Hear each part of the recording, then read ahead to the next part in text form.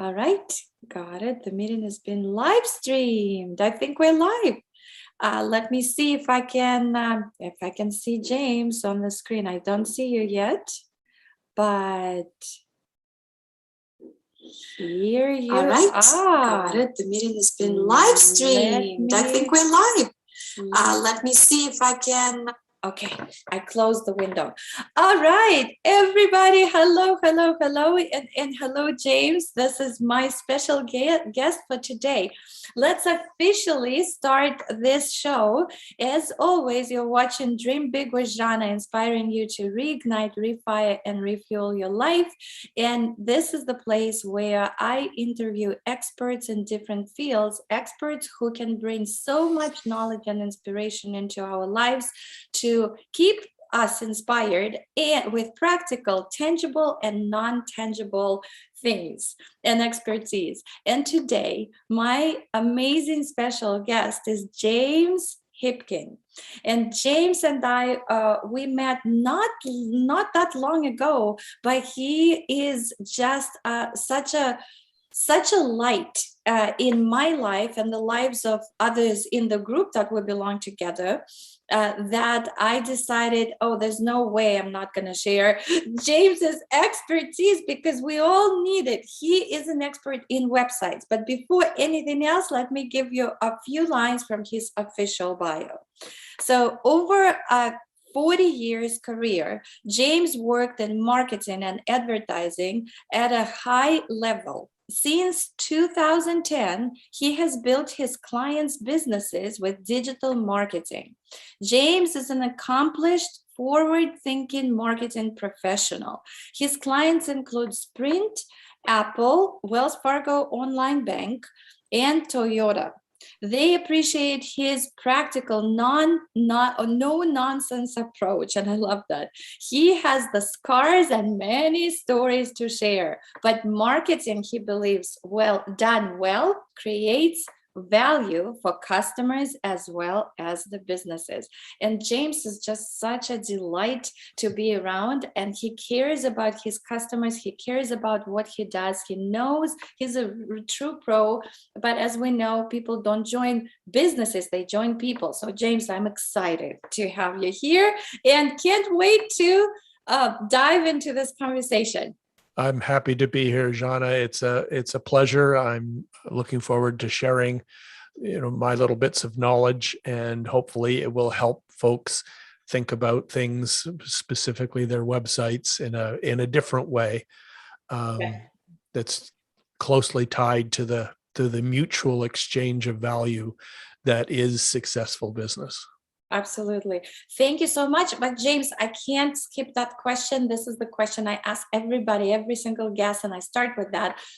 What is your big dream? And it could be personal or business or both combined, or it could be more than one. What's my big dream? My wife, excuse me, my wife will be happy to tell you that I am a dreamer. So it's hard to choose. I would really like to be in a situation where I can positively impact more business owners and, help them make the transition from their traditional channels into the online world. Because if the pandemic has done anything, it has highlighted the fact that the future is in the online world, and that genie is not going back in the bottle.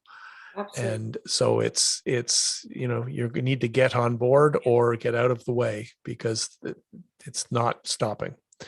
So I'm hoping I can really use my experience and expertise, having worked across multiple channels, and this is our fourth country and third continent that we've lived in over the past 30 years. So I have international experience as well. And at the end of the day, your point earlier, Zhanna, is so true. People buy people. And understanding that fundamental fact has a lot of impact on what we do with websites and what we do in business. Mm-hmm. Yeah, thank you so much, James. Well, let's just dive in and we can let the cat out of the bag, right? James and I, we talked before and we decided what would be better rather than analyze, like here in real time, James analyzing somebody else's website and see how it can be improved. And I chose to be the guinea pig. So I'm totally prepared, but I think it's going to bring a ton of value to everybody, because I want to remind everyone, we titled this episode 6 Ways to Convince Website Visitors to Stay in 6 Seconds or Less. And could you speak to that, James? Yeah. Absolutely. I mean, the reality is I've seen news reports and scientific studies that suggest that a goldfish has an attention span of 9 seconds. But the truth is, people online have a even shorter attention span than that. We use the 6 seconds or less. It's a bit of an alliteration because we also have the 6 tips that help you keep people in 6 seconds or less. So it's a bit of a word game, but the underlying principle is still absolutely valid. And this is reality. This is not something that I'm making up. This is reality. And any business owner, if they want their website to be effective, has to be aware of these things. Mm-hmm. Yeah. Well, thank you so much. My last research was like 7. So now it's like you said 9 seconds. The goldfish has the attention span of 9 seconds. Then it shortens at 7, and now it's 6 for you. And then it's getting just less and less. Anyway, let's thank you so much, and let's dive into hearing what you're going to say about my website. Well, before I do that, and this applies to everybody, there's a couple of big picture questions that need to be answered before you start thinking about the website. The website is an element in the digital marketing plan that has context. It's not standalone. It exists with other things. So having those 2 big questions asked and answered are important before you do an assessment, because the assessment is dependent in large part on the answers to those questions. And the first question is, who is the audience? Who are your best customers? And therefore, extrapolating from best customers, who are your prime prospects? And David Ogilvy, an old ad guy from way back in the days, and no, I never did meet him, I'm not that old, said one of his famous lines was, the essence of strategy is sacrifice. And when you try to be all things to all people, you end up not being not much of anything to anybody.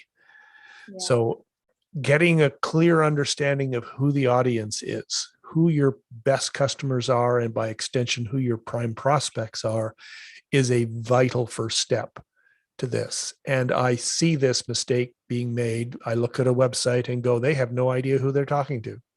Yes. You can, I mean, because it's not saying anything concrete. You're not trying to talk to everyone. You're trying to talk to your best customers and prime prospects. The second big question that you need to ask with regards to the website is, what's the primary objective of the website? What do you want it to do? And typically when I ask that question with us from a small business owner, they'll say to me, well, they'll give me a whole long list of things they want the website to do. And I'll respond and say, okay, that's all awesome. It can do a lot of things, but what's the primary objective of the website? What's the main thing it needs to do? Having that understanding is a key piece of this, because again, if you try to make things do too many things, they won't do anything very well. So in your case, may I interrupt? Yeah. In your case, like with your website, what do you want your website to do? Like what would be this one objective?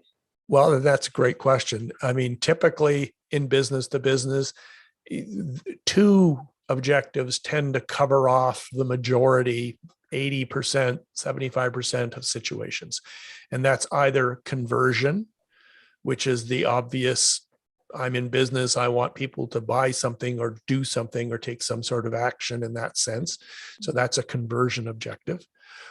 But an equally important and frankly, in many situations, even more common business to business objective with a website is confirmation.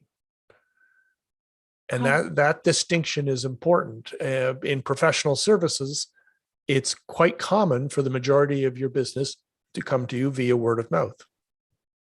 Executive A tells Executive B about this great resource they found. And then Executive B goes to the website to confirm that talking to these people is worth their time.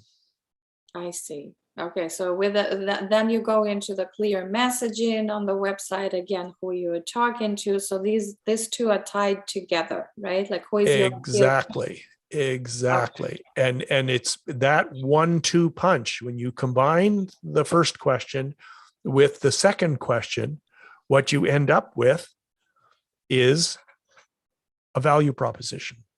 You understand who your audience is and you understand what the primary objective of the website is. Bring those two things together and you have a value proposition. May I again interject like for a second, because it would be so valuable to know the answer to the mistakes that people are making, like the answer to the second question that you asked, like what do you want your website to do? What is the primary objective? Yes. Yeah. What do you usually hear from people who have too many? What are those too many options that they want the website to do? They'll combine confirmation and conversion. They'll say, well, I need to, tell people what it is that we do. They tend to go on about all of their features and attributes. They spend a lot of time talking about themselves. And, they think that that's the primary objective, is to tell people about all of the stuff that they do. And the reason I said you need to combine the first question and the second question together to create the value proposition is that from the consumer's point of view, your prime prospect, your best customer, from their point of view, they don't care. They're looking for a solution to their problem. Yes, makes sense. Now I got it. I'm so grateful for you to say it this way, because I think I got it myself. And It was just a tiny little bit, like tiny switch. It's like something turned on. Thank you. Thank you. Yeah. And it's a common mistake that they're not clear on what their primary objective is. They're not clear on what it is they want their website visitors to do.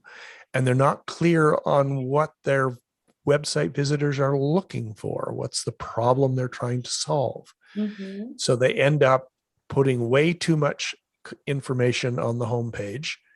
And the information that's there is hard to parse. It's hard to follow what the thread is. And it's like, it doesn't help the customer journey. And I'm grateful that we started with that, because I know what because we're going to transition to my website, and my website is an example of exactly this. But this is the question that I have. So people who work with different types of audience, you suggest that they have different websites for each targeted audience? No, not necessarily. Because it's hard enough to make one website be successful. Let's not make your life more complicated by having more than one. The essence of strategy is sacrifice. You can't be all things to all people. So pick your best customers. Who are the 20% of your customers that are driving 80% of your sales? And every business has them. And so the rest you just mentioned somehow on the rest will manage one way or another. But you need to be concentrating on who those best customers are and who the prime prospects are. Like in my case, for example, right? Mhm. I do code. It's just like several different services that I'm offering, right? It's coaching, it's mentoring, which is very similar to coaching, right? It's Mhm. speaking, it's performing, because I'm a singer-songwriter and I'm also a custom song producer and creator. And that is also a huge part of what I do. So how do you come back? That's why you saw on my first page, on the homepage, 3 different gifts that based on who these people are. Right. And my idea was in my and this is I'm like a typical example of what not to do. I understand we're driving there, but if you could help us to sort it out, right?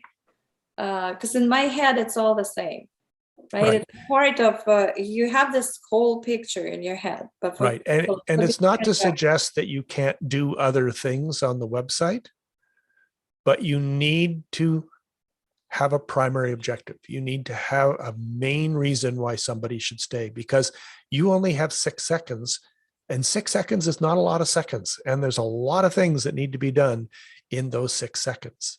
Mhm. So if you try to do too much, you'll end up not doing anything very well. Once you've engaged people, once you've shown them the path, and in the case of you know, you have you're going to have an overriding benefit statement that's going to give people a good reason why they should stay. And then you're going to understand what their journey is. And that's where you may offer them different paths that they can take to find these services that you're offering. But if you push everything onto the homepage, nothing gets communicated. Mhm. So understand your customers, and then understanding, and a sort of a subset of that, we didn't talk on this before, but you've raised a good point, is what is their journey? What are the steps that they need to go through? How do you solve their problem? How do they get the information they need in order to make a decision that creates value for them and creates value for your business?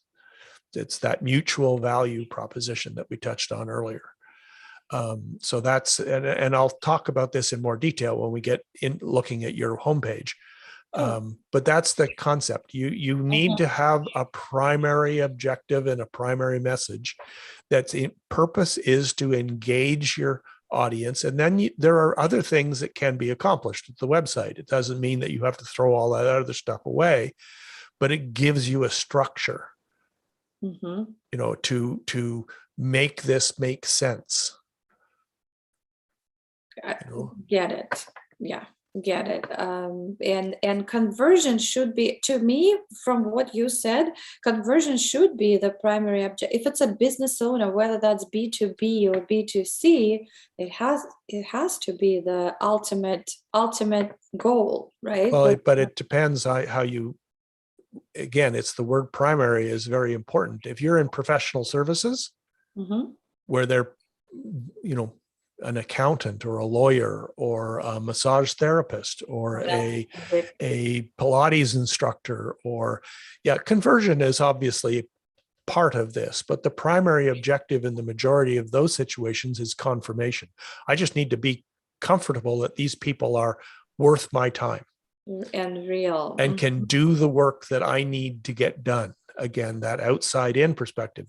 I don't care what their capabilities are. I care about solving my problem. Mhm. And that distinction is important. Mhm. And you know, doesn't mean that you can't do other things, but Mhm.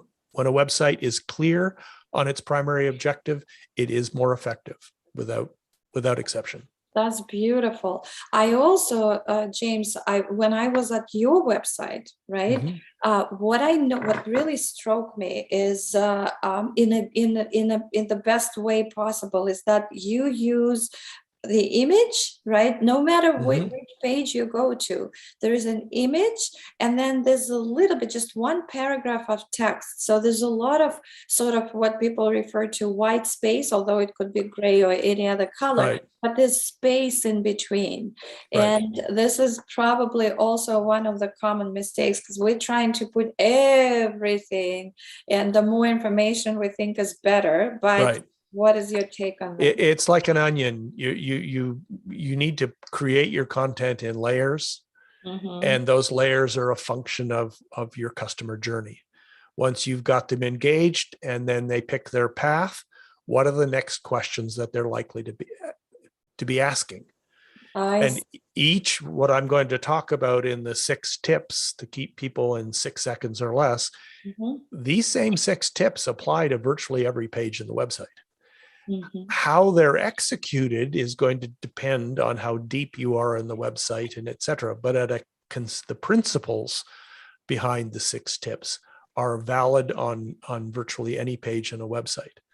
So it's important to understand that, and understand that that a website is an interactive experience that people are consuming in steps, and they expect to consume it in steps, and they're willing to do that. And if you can get it, it's like e-commerce. The most important sale in e-commerce is not the first sale, it's the second sale.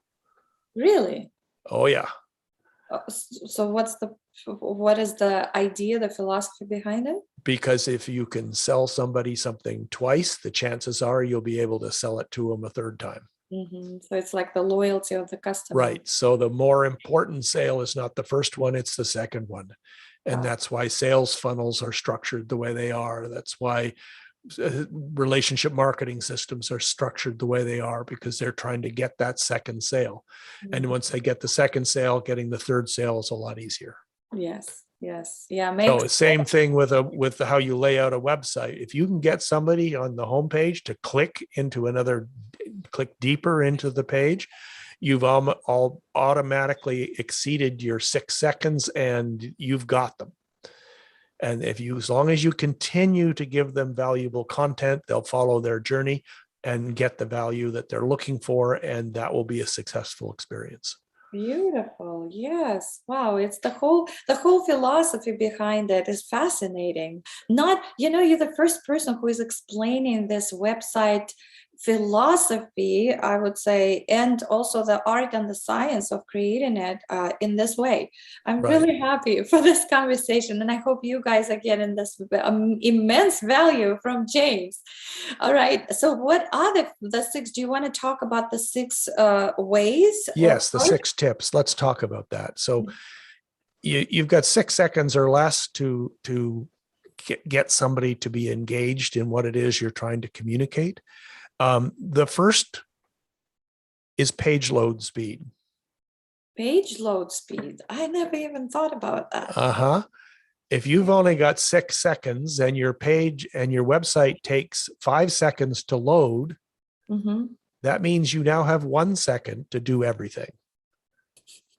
Oh my goodness. All right. Well, yeah. The second thing that you want to do is you want to confirm that they're in the right place. So if that's where your branding and your logo gets involved, that's where being consistent about your color palette and your fonts and your tone. So if they've come to you from a Facebook ad or a Facebook post, and they've come to the website, they're not leaving purple and showing up at blue. Yes, congruency all across the social media. Yeah. Right. And you want to get that step's a pretty easy step to accomplish, although people make the mistake all the time.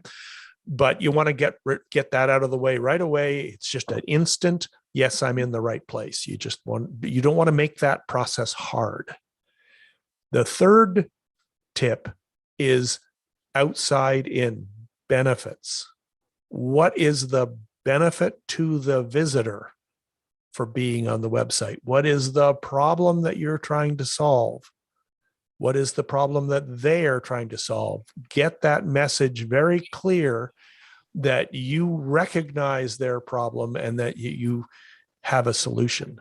I would love for us to hear a specific example, or maybe a couple, or what would be like from your, either from the customers or from your own business. Sure. Because it's a subtle difference. And I already got that from before listening to you speak, not Right. today in the conversation, but before. It's a subtle difference, but it's huge. Could you just Well, a great example of this, and it's an old example, but it's one that everybody should be familiar with. Back in the day, and I'm going to show off my gray hair here, okay. when package delivery services, there was UPS, there was TNT, and they were all talking about how many airplanes they had, how many routes they had, how, with their security, all this, they were talking about their features, their attributes, the physical things that they had. And along came a Federal Express, not nearly as big, didn't have as many airplanes, didn't have as many routes, etc. But they launched their marketing with, when it absolutely positively has to be there overnight. Oh, that was their tagline? That was their tagline.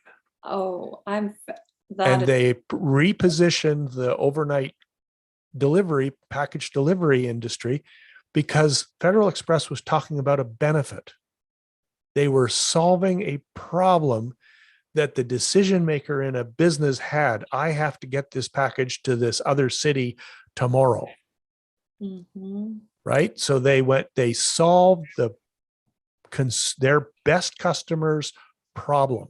Yes. So you were talking about the languaging, right? The verbiage, how do you put it in one concise sentence or two, so that I can say, oh, that's for me. I need. Yes, exactly. I don't care who you are. I want to solve my problem. Yes. And FedEx is a great example because I usually use it. I usually put, bring the envelope, because you probably know in the logo there's a hidden spoon, which people cannot find, and the arrow. And I usually, but I do it for different purposes. Like we don't see everything. We think we see everything, but we don't.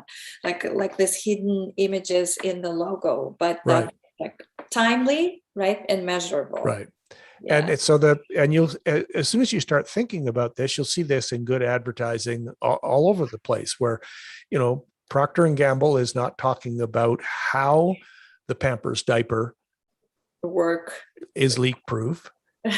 They're talking about the fact that the Pampers diaper is leak proof, because the problem that the mother's trying to solve is they don't want the diaper to be making a mess.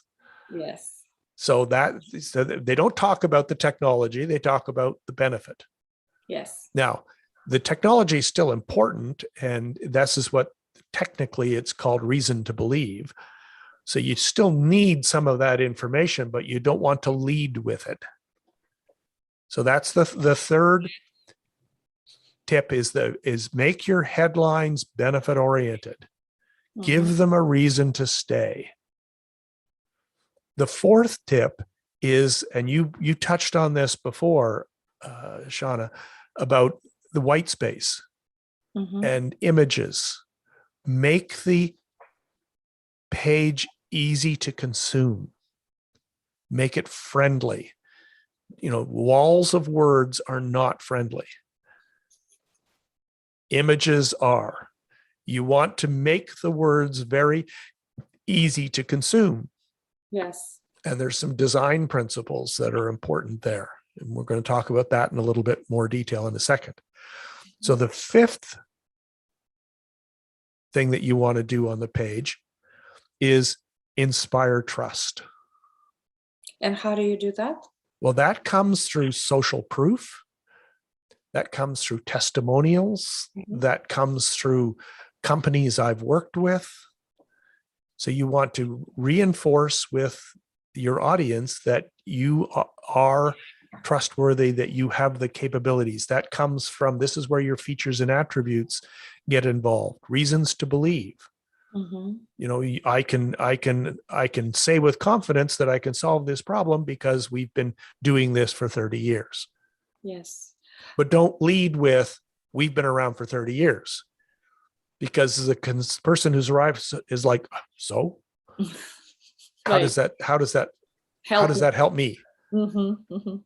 Whereas if you position the we've been around for 30 years, we have a staff of highly trained technicians. We have, you know, We have worked with Google and, or exactly. Apple and These are all these. It's still important, and but credibility. the purpose is to inspire trust. Got it. And do you suggest that it has to be on the home page or about page? Which one? It's primarily, it needs to be in several places, but the homepage for sure, Mm-hmm. because you're looking for, um, you know, you're trying to get people past the homepage, Sure. right? Yeah. And then the final and sixth thing is make your call to action clear.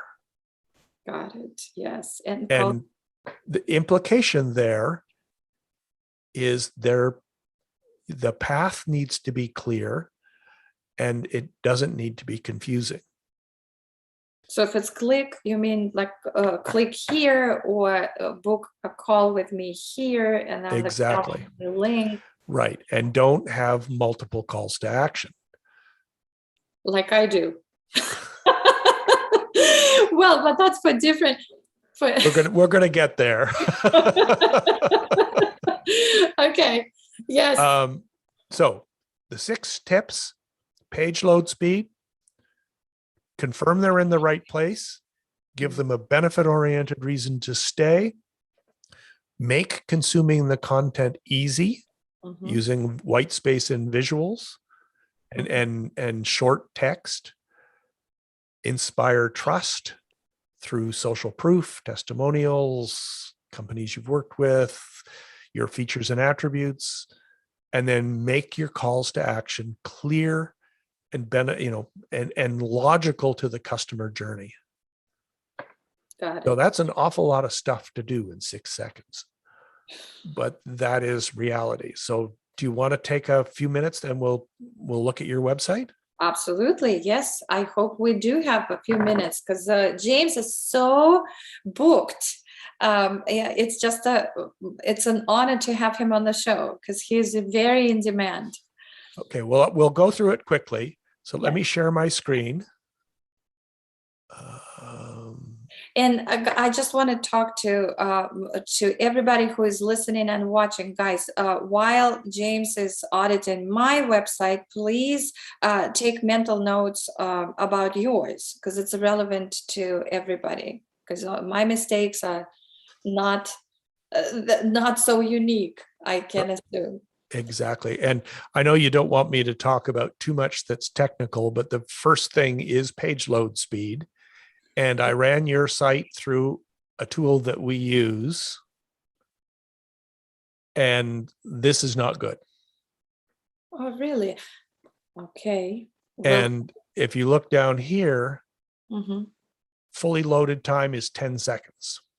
Oh, so people leave. We have only 6, right? Or less. I see. Exactly. What can be done to improve the speed? Is it Well, you're using one of the third-party platforms called Squarespace, yes. and unfortunately, there's not a whole lot you can do about that. That's one of the with convenience. Squarespace makes it very convenient to have a website. There's a price that gets paid for that, and this is one of them. Mhm. So the second thing is, am I in the right place? You've done a good job of your branding is very clear. Your colors are consistent. So, good job on that. Benefit-oriented reason to stay. Given who your prime prospect is, who your best customers are, this is not, you're kind of missing an opportunity here. Right? You've got welcome to, which is nice. It's good to be friendly. And then your real benefit is down here. Yeah. So if you were just to replace this with this, Hummingbird Academy, where we inspire you to make the impossible possible, that's a more benefit-oriented statement versus, because people consume things and they just scan it, right? They're just going to go, they may not even read that second sentence. So you mean take away welcome and just make it Hummingbird, like literally Hummingbird Academy, where we inspire you to make the impossible possible? Exactly. Oh, see, that's super easy for James to say, right? It's just Right. one tweak, one word out. Well, Right. 3. Now, the next thing is make it easy to consume. Mhm. Okay. So you've immediately gone into talking about yourself. Now I understand. Right. And people's eye tracking tends to go from the upper left to the lower right. Mm-hmm. And you've got the words on the left and the image on the right. Oh, so it has to be the other way around. It doesn't have to be, but particularly so high on the page, you want this to be very easy for people to consume. So, an image on the left and words on the right is generally going to be easier for people to consume. You want to have this area is where you have an opportunity to inspire trust. Mm-hmm. And talking about yourself does not inspire trust. Got it. Yes. Okay. And then we have yet to see a call to action. Oh, so the call to action has to be right there somewhere? Ideally, it should be above the fold, because people often are coming back to the website from their previous experience, and therefore they're, make it easy for them to take action. Yeah. And then you've got more Of yourself. Yeah. It's actually about them, but maybe the word, right. So It's about how you phrase it. we want you to know that you are. Yeah. You say, we are so glad you are here. If you just lose that, and just we want you to know that you are. Okay. Okay. And that makes me feel good. Now, what am I supposed to do? Where's my call to action? Yeah, there's no call to action. It's actually going to be at the bottom somewhere. Yeah. Well, but people don't scroll. Right. Right. So then you get into here, and we've got the sort of left-right thing going on again. Yes. And we've got, what am I supposed to do here? There's 3 choices. Who's your primary audience? Who's your prime prospect? Yep. And these are lead magnet CTAs versus, you're sort of pushing people off to one side to do this other thing, versus what is it you want them to do to create mutual value. And then this is another explanation why why Hummingbird Academy, which is philosophy, and it's nice and sweet, and I love the story, but it doesn't have to be on the first page. Right. It's also extremely difficult to read. Yeah. Because you've got knocked out type, reverse type, sitting on top of an image. And for those of us, which isn't you, of course, but for those of us who are over 40. Oh, really? So that's not me. Thank you. You're so generous. It's very difficult to, contrast is really important. And that's that 4th tip, which is make the visuals easy to consume. This is not easy to consume. Makes sense. Okay. And now we've got this is lovely. This is wonderful. Social proof. Yeah. What do people say about Zhanna? Right. And this is great. But not the right, and again, left and right thing, right? That's not, at this stage of the game, the further on down the page, it's not as vital. But you've got 2 different product areas. You've got coaching testimonials and you've got custom songs. And I have no idea what this is. Yeah, this doesn't even belong to, it's from another website. We have to remove it. Okay. All right. So, but you talked about the various paths that you want people to take, and yet on the homepage, there are no paths evident. You mean there's no CTA, right? It's call to Well, action. there's the call to action might be, book a call. The call to action might be, there might be three. You said you had three different areas that you help people, or maybe there's two areas. If you have two areas where you help people, then introduce that pathway here. So if people are interested in the custom songs. So in other words, James, what I have it down, right, with these three gifts that they can get. And with the first call to action, the lead magnet, is a 15-minute chat, right?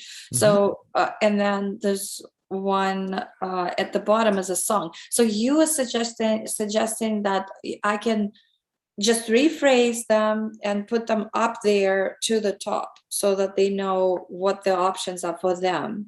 Right. So that you're showing the pathway that they should take. So it doesn't have to be, that's a good point. You said people don't scroll, especially if they're looking at it on the phone. Yep. Yeah. Okay. Well, that's awesome. So hopefully that's been helpful. Very helpful. I do apologize for having to cut this off, but we got started a little bit late, and I know. I have another call I need to jump to.